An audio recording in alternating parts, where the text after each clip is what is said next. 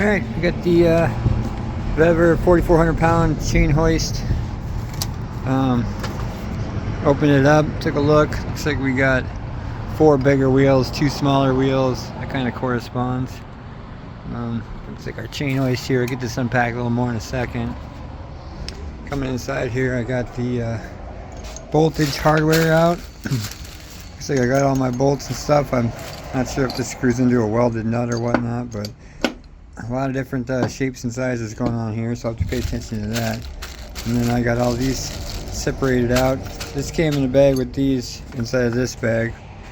So pull this guy a little bit more apart and we'll see what else we got in here. Alright, looks like pretty self-explanatory.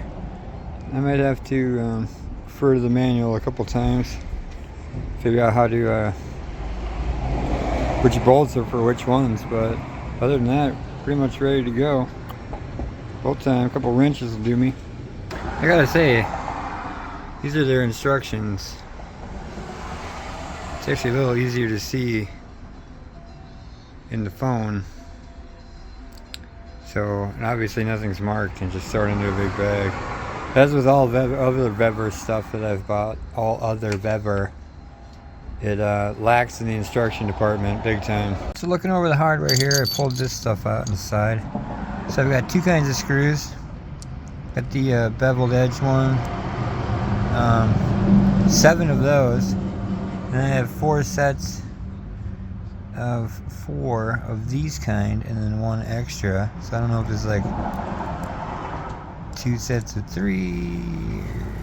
What's going on with that?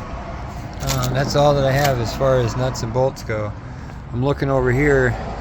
The only thing I can really see that would take those are the 2 different sizes of wheels, but the holes are the same.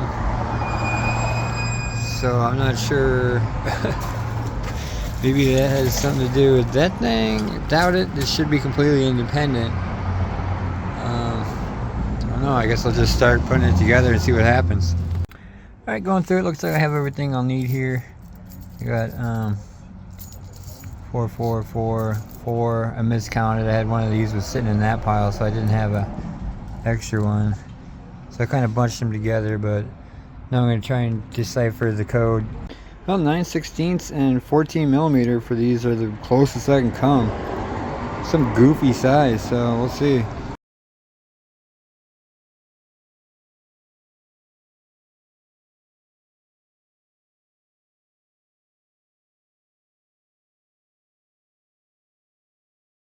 I got those on pretty easy. As you can see, they are beveled on the inside there, recessed.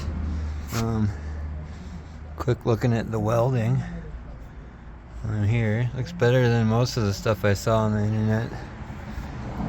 So that's some nightmare stuff. Not too bad. Not too bad. Looks alright. Wasn't the first day. They obviously got some globs on there. Better welder than I am.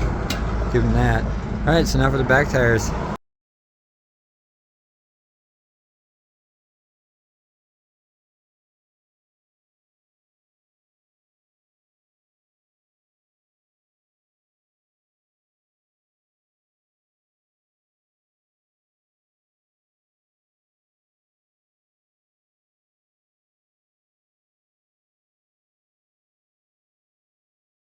Alright, so got those on there. A little bit harder. The trick is to put the bottom ones on first, and so that way you can get a wrench in there nice and even before you have to deal with these ones.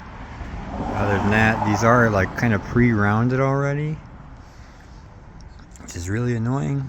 Which is probably why it won't fit in the socket, but it fits perfectly with the thing. So you just gotta be really careful on where you pinch them down, or else you'll start rounding them out.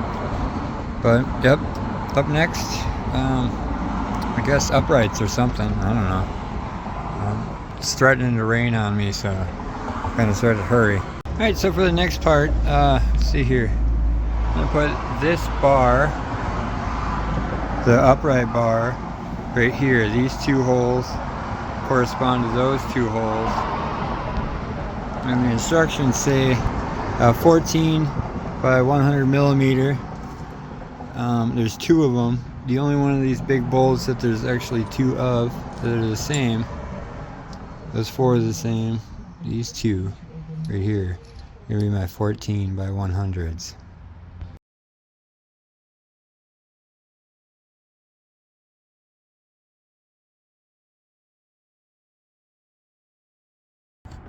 Alright, so up next I'm going to put these lateral straps on here. On here it's these guys. And it says I got 4 of the bolt I need. It's a 16 by 100. There's 4 of them right there. It's the only one I have 4 of, so power of deduction. Go ahead and grab one of those. And then also down on the bottom, it's the same deal. So it looks like I'm going to need couple of those going on here. Alright, so 3 of the bolts. One goes up here, one goes down there, one goes right here. The 4th one goes down here in this little nubby thing. Don't forget your washers and lock nuts like I did down here, or else you get to go back and redo it like I'm about to.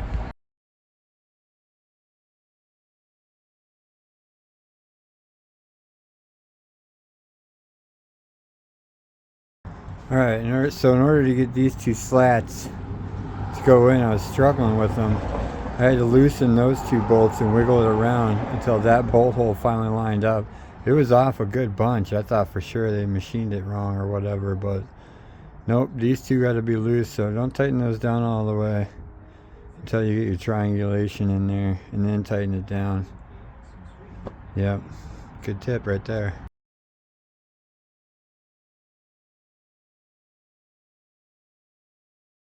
So up next, got the gonna put this bolt on into that hole right there. Get this guy up there.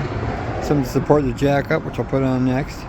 But looking down at the remaining bolts, biggest one, this bolt's calling for the M16 by 120, so it's gonna be bigger than the 14s, M16 and 120. It's longer than that one, so it's gonna be this big one, the biggest bolt in the bunch. One right there. Boom.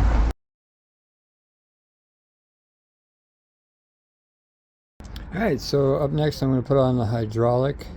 Start with the bottom. It's the bolt that you had these 1, 2, 3. You had 4 of them. Last 4th one's going to go right there with the hydraulic pump. Yeah, let's put it on. Alright, so it took me a second to figure out the orientation there. But I saw that I want you to go across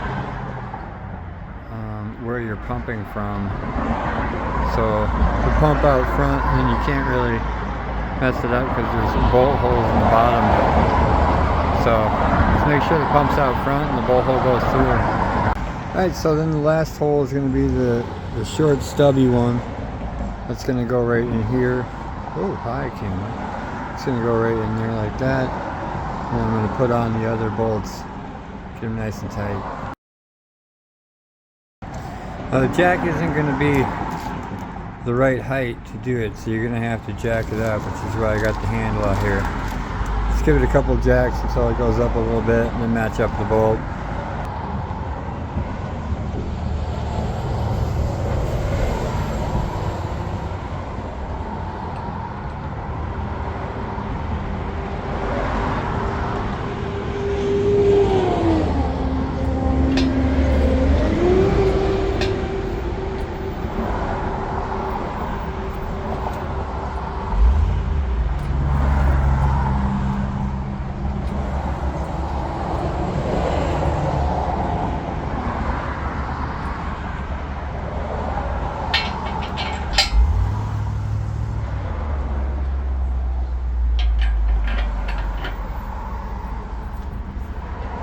Just like that. I had to crank it up a little bit first, or turn it so it hardened, but it gets there.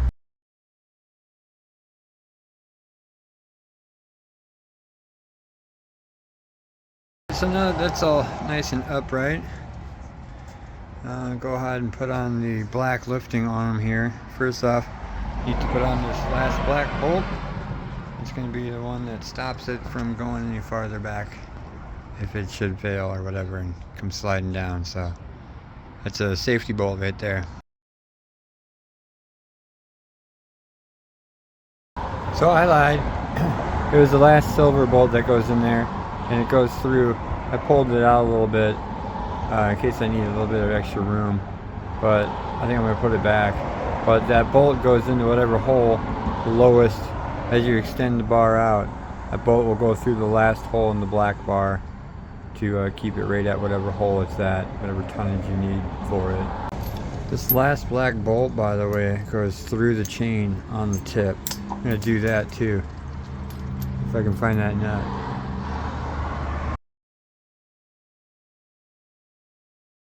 Alright, looks like the only thing left is them legs down there. Get these guys put on here and get it folded up.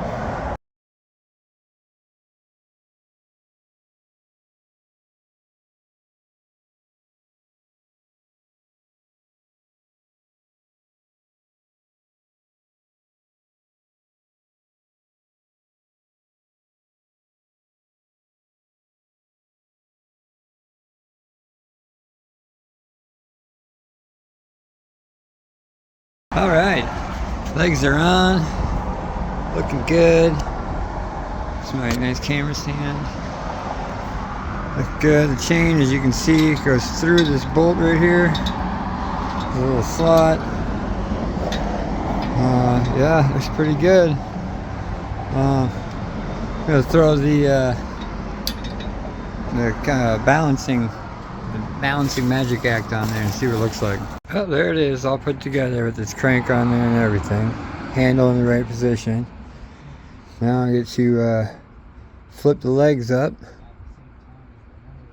Yeah, flip the legs up. See if I can get it in the garage. Alright, there it is, all tucked up.